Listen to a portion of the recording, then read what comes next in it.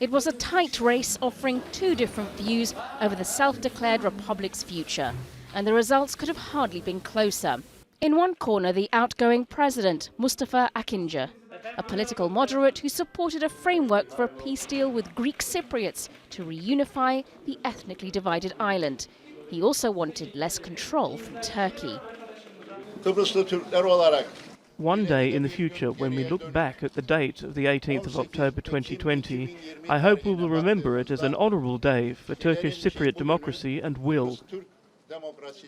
Challenging him, Ersin Tatar, a nationalist closely aligned with Turkish President Recep Tayyip Erdogan. He favours a closer union with Ankara and maintaining separate administrations on the island, a vision backed by Turkey. A message will be given to the world by reflecting the will of Turkish Cypriots at the ballot box. That message is that once a unifying peacemaking person who will be everybody's president sits in the presidential chair, the tensions will be left behind. But for months now, the Eastern Mediterranean has seen tensions escalate.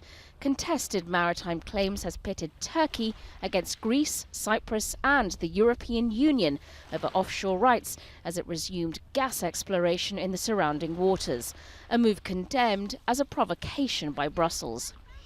Earlier in October, Turkish troops opened public access to the closed-off seaside ghost town of Varosha.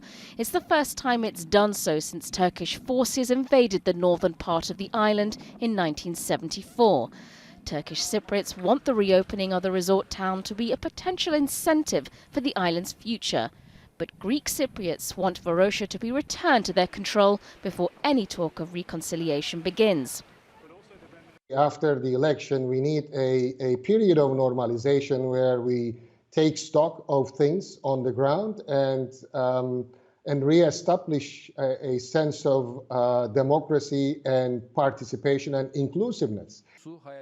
Tatar may pull northern Cyprus further into Turkey's orbit. But just under half of those who voted want a different future for the territory, one with more control over its own affairs. And that will play into any forthcoming peace talks if resolving the Cyprus problem is to become a reality. Sonia, Gallego, Al Jazeera.